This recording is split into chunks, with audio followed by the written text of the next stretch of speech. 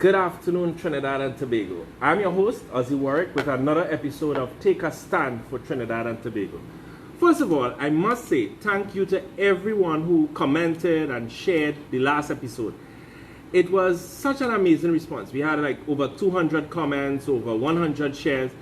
And I want to thank especially to the comrades like Hazrat Ali, Empress Melanin, Ernesto Kiza, Nigel Charles, Keisha Dyer, and just to say to all those comrades to stand strong. As the battle becomes even more intense, now is the time for us to hold the fort, to hold firm, because Trinidad need more than ever warriors, soldiers who are willing to stand up for what is right, stand up for what is just, and stand up for Trinidad and Tobago. I must also say that we are standing in solidarity with those affected by the floods over the weekend. If you were fortunate to not be affected, please check social media for some of the videos. It was a shocking volume of water that affected so many communities, so many families. Our condolences must go out to the family and friends of Christopher Samuel, who lost his life in a landslide yesterday. The sad reality is that this kind of destructively heavy rainfall will be with us for many years to come. The science of climate change is clear, that extreme weather is a consequence of climate change. Hopefully, the events of this weekend have shown us all that Trinidad and Tobago needs to take climate change seriously. Yes, we have issues with poor governance, planning and maintenance. There's no doubt about that. That is true. At the same time, we must acknowledge that burning fossil fuels like coal and oil have pumped carbon dioxide and other greenhouse gases into the atmosphere. We cannot pretend that that is not a reality, and that this has caused temperatures and weather systems across the world to change, notwithstanding the failed global capitalist system. Locally, we sometimes see temperatures as high as 36 degrees Celsius, and sometimes we have intense heavy rainfall, and we would have noticed that that is increasing even more so in the last few weeks. For me, it is very worrying that Trinidad and Tobago is still not prepared for this reality. We have no education or policy discussion on how we are going to deal with the threat of climate change. We had some of our youth organize a climate strike in September 2019. I wonder how many people remember that. And some small-scale activism did take place. At the national level, all we have is a so-called draft just transition policy document that is allegedly supposed to target climate change. I can say that that policy document and nothing, they're the same thing. First of all, this draft transition plan was developed after the transition it describes already started. So Trinidad and Tobago was already moving away from the heavy manufacturing that needed cheap energy. We already lost most of our energy sector. And let me ask, where is the steel mill? Where are the good jobs in Point Lisas? Where have they gone? More good jobs were already on the chopping block after the last presentation, budget presentation in October 2020. Remember that? And that was before the so-called just transition document was even thought of, developed, or even shared. Now, another problem with this transition policy document is that there has been no input from citizens, no consultation, no feedback. I am sure most of you all have never even heard of it, except in some passing comment made by the Prime Minister. Probably the worst aspect of the climate change transition proposed by the government is that it creates even more hardship for people of Trinidad and Tobago. It is not a policy about helping us cope with climate change and high temperatures and floods. It is a policy for technocrats to simply check off on a list, but not actually touching the problems climate change is creating for ordinary people. You see, Trinidad and Tobago, the just transition for the PNM boils down to cutting jobs, cutting the fuel subsidy, raising water and electricity rates, and doing nothing to preserve our standard of living and our quality of life. I want to be clear, Trinidad and Tobago.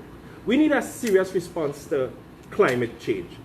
We do see the massive heat waves, wildfires, we see hurricanes and floods abroad, and we are starting to see massive heat waves and massive floods and landslides right here in Trinidad and Tobago.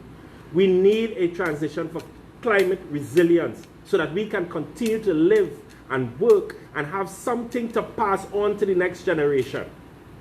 That transition, however, must be progressive.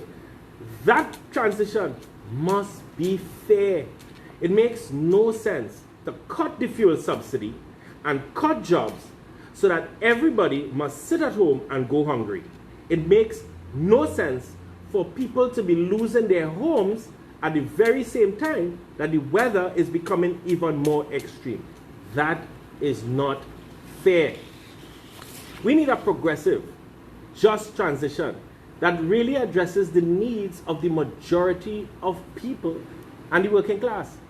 What do I mean by fair or progressive? I mean, people who are already losing out cannot be paying to maintain the lifestyles of a few. This applies whether it's globally or even locally. So globally, it's just 100 companies that actually produce 71% of the greenhouse gases. Now, tell me, how does deregulating NP and cutting the gas subsidy going to help? How does privatizing T&Tech going to help? Locally, let us be honest. Let us be honest with ourselves. Does it make sense that we are using our limited foreign exchange to bring in luxury vehicles whilst ordinary people cannot get medicine, cannot get beds in hospitals, cannot get food? Tell me, is that fair? A fair transition and progressive climate resilience means building a society that can cope with climate change. You know what that means? In real, it means preserving our standard of living. It means preserving decent jobs. It means preparing our people through social dialogue and making sure that people have a say in what the new society would look like. Do we need to look at drainage, housing, grants for the people in low-lying or flood-prone areas so they can rebuild? What about retraining for better jobs? Now, Trinidad and Tobago, if you are really concerned by the catastrophic floods we saw yesterday, then you must let your voice be heard. If you are concerned by the way we lost major industries like steel and energy and manufacturing, raise your voice. If you are affected by these policy changes, you need to take a stand. We can no longer let change happen to us. We have to be the ones to direct the change and not have it imposed upon us, especially when those policies are pauperizing us and stripping away, dismantling our life support infrastructure. Last week, I spent some time talking about the low numbers of voters who supported the party currently in power. And if you caught the NACTA polls in the news last night, you will know that the party currently in power has even less support than at this time last year. However, they now are trying to make sweeping changes that will affect the reproduction of your daily life. The political reality is that in our political system, people who do not vote consent to the results of the general election. And if we want to change that political calculation, that power is in the hands of the people. The people can say, this cannot continue. We withdraw our consent. Before I leave you, I want to share one last thought. The philosopher John Locke said that there can only be government by the consent of the governed.